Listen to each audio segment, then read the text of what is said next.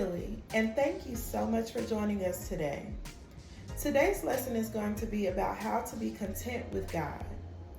Sometimes we may find ourselves in situations that we feel like we can't escape from, or sometimes there may be things that we want to do but cannot do, and we may feel dissatisfied or angry or even frustrated with ourselves or even God sometimes. Today we're going to learn some tools on how to be content with God. Come on, let's check it out. The Bible. It's 66 books of history, stories, letters, and poetry that fit together to form God's one big story. The epic adventure of how He created us and loves us so much that He made a way to rescue us. As we travel through the Bible, from Genesis to Revelation, we discover people who met God and found their lives changed forever.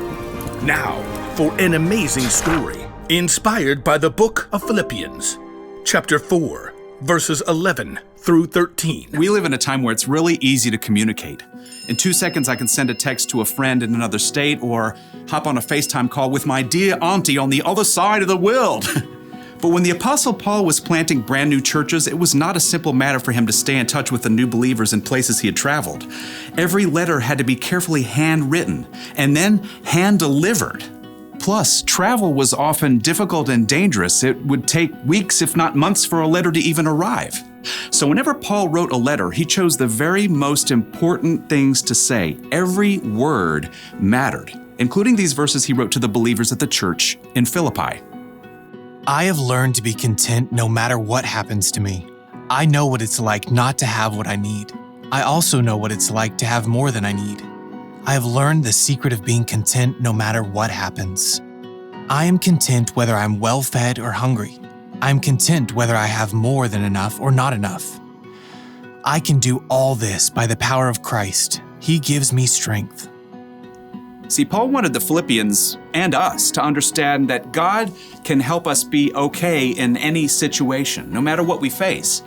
Now, I'm sure you're thinking, yeah, that's easy for Paul to say. And that was true. To start off, he was a well-to-do, well-known, respected religious leader with a lot of power. But when Paul met Jesus, "Why are you opposing me?" Who are you, Lord? everything changed. Paul's new outspoken beliefs upset both the Jewish leaders who had been his friends and the Greek and Roman leaders who were afraid Paul would cause trouble. Paul himself recorded some of the crazy situations he experienced during his travels. In a letter to the Corinthians, he explained, I have been in prison. I have suffered terrible beatings. Again and again, I almost died. 3 times, I was shipwrecked. I have been in danger from rivers and robbers. I have been in danger from my fellow Jews and in danger from Gentiles. I have been in danger in the city, in the country, and at sea. I have been in danger from people who pretended they were believers. Often, I have gone without sleep. I have been hungry and thirsty. Now, Paul truly understood what it was like to face difficult situations of every kind. In fact, when he wrote his words to the Philippians about contentment, he was under arrest and couldn't even leave the house.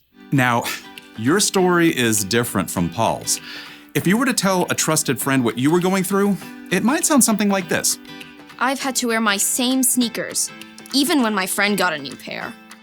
I've had to live one place during the week and another on the weekend. I've had to settle for a movie night even though I wanted a sleepover instead.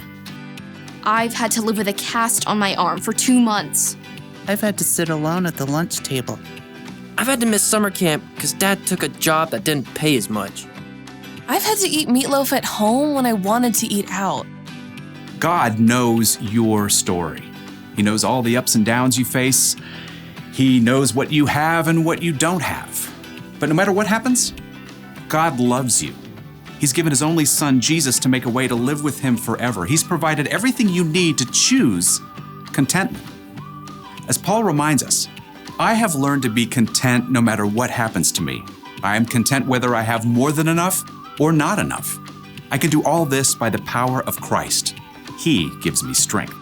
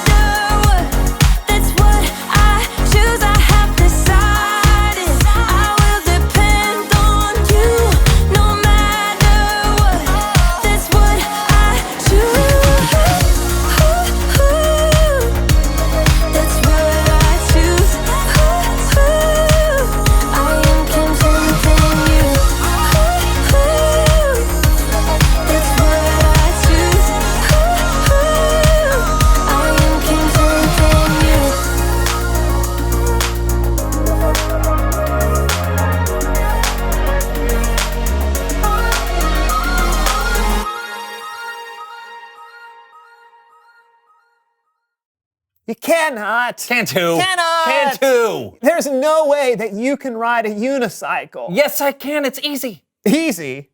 Prove it. Oh, yeah? Yeah. Oh, yeah? Yeah. Yeah? Yeah. Well, I will. Unicycle John, here I come. Woo! Ha ha! I thought you said you could ride a unicycle. I can. But I still have the training wheel on.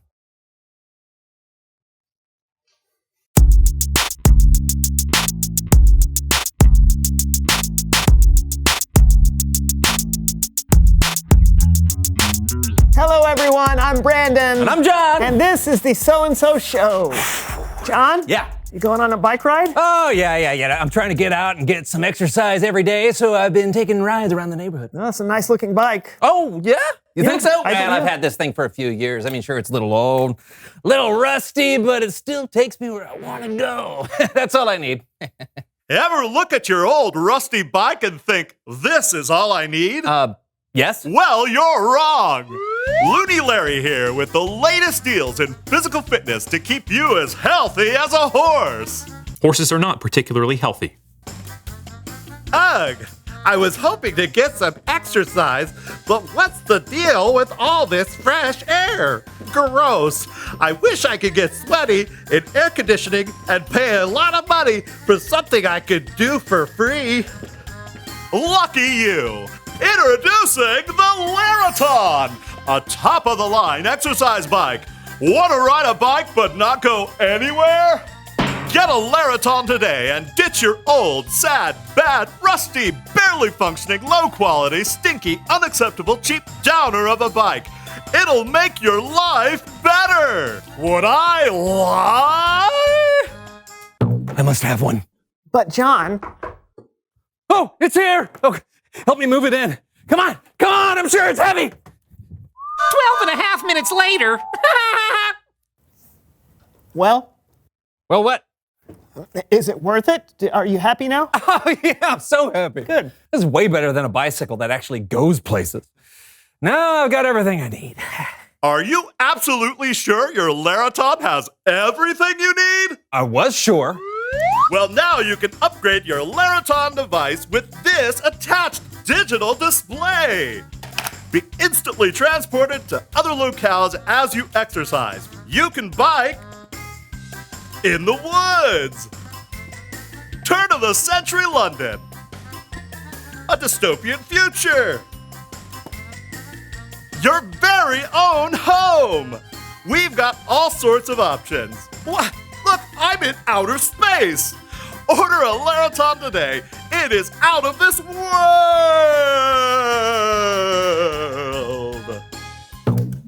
Well, there's no way you'll...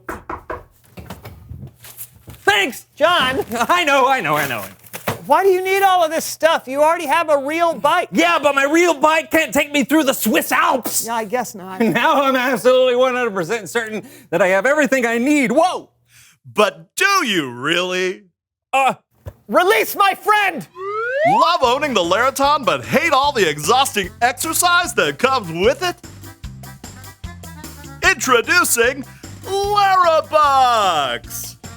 For a small fee, you can get credit for your workouts without even doing them. Just enter your credit card number at the Larabuck Marketplace and get fit without ever working out again.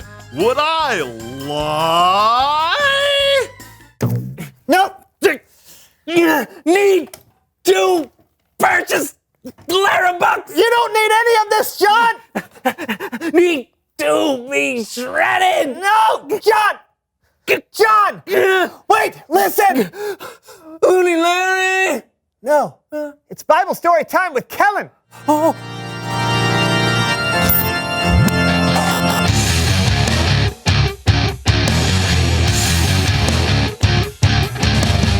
Hey guys. You okay? Great, Kellen. Quick question. Can I borrow your credit card? Ignore him, Kellen. What are we talking about today? Well, we're talking about this. The Apostle Paul wrote this in a letter to the church of Philippi. You can read it in the book of Philippians. Paul wrote, I have learned the secret of being content no matter what happens.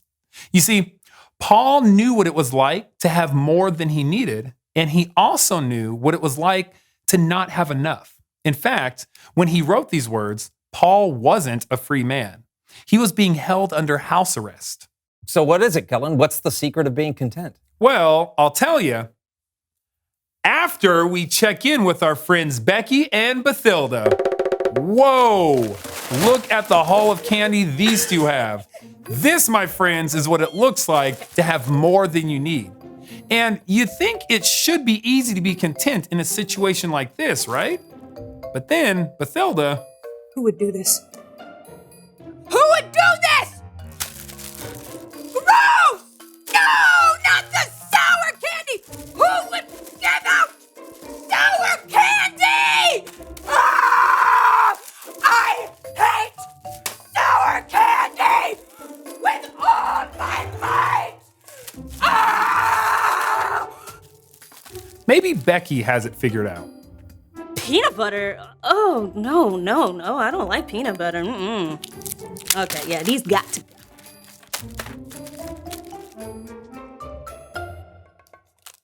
But you know what?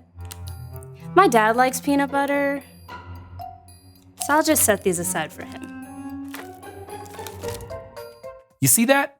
Becky was able to turn something she didn't like into a positive. While Bathilda, well, she lost her cool. Becky was content while Bathilda was not. And that's when things are going good. What happens when things aren't so good? Aw, it looks like Becky and Bathilda are a little under the weather. Okay, maybe a lot of it under the weather. This would be one of those times when it's hard for anyone to be content. Dad! I'm uncomfortable! Dad! I need more pillows! Hello? Bathilda's a little upset. And I totally get it. I can get that way when I'm sick too, or when I'm hungry, or when I don't get my way, or when someone has something that I want. It isn't always easy to be content. But then Paul wrote that he learned the secret of being content no matter what happens. Thank you for the ginger ale. I wish I wasn't sick, but it's nice to know that I have someone taking care of me.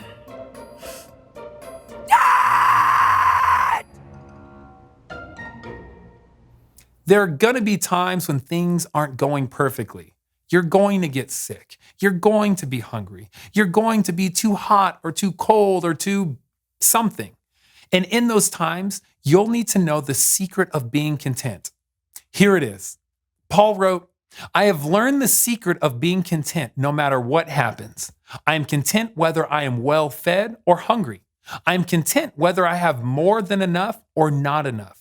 I can do all this by the power of Christ. He gives me strength. Jesus is the secret. He gives us the strength to be content no matter what happens. So Jesus can help me be content and stop obsessively upgrading my Laraton? Sure. Then why do I still want Larabucks? Well, it's like what Paul wrote. I've learned the secret. It was something he had to learn, and it probably took some time to really get it. So it's a process. And if I allow Jesus to work in my life over time, I can learn how to be content? My work here is done. Thanks, Kellen. You bet. I'll see you guys next time. You feel better, John? No. Being content is hard, but I'm learning. Then we're headed in the right direction. Yeah. Reveal the question. When is it hardest to be content? Well, it's obviously hard to be content when things are bad, but I actually think it's really tough to be content when things are close to perfect. Yeah, I totally get that. Like when you're at a theme park for a big vacation, but have to wait in a long line. Or when you've got exactly what you need and something better comes along. Yeah, but is the Laraton really better? Nah, I think I'm going to return it. All sales final. Okay. Well, good luck with that. Until next time, I'm Brandon. And I'm John. This was the So-and-So Show. Welcome back, BC Boom. I hope you were encouraged by today's lesson, where Paul wrote to the Church of Philippi. Sometimes it can be so easy to be content with God when things are going the way that we want them to go. But it can be very difficult to be content with Him when things are not going the way that we want them to go. In life, sometimes we may have those times where we're not getting everything that we want, and we may not always be able to do the things that we want to do. But it is so important to remain thankful to God no matter what. When we put our trust in Jesus, we no longer rely on ourselves. One of my favorite scriptures is located in Philippians chapter 4, verse 13, and it says, "I can do all things through Christ who strengthens me." I hope that whenever you get discouraged or disappointed, that you remember God's got your back. May God continue to bless you and guide you and strengthen you throughout this week. I'll see you next time.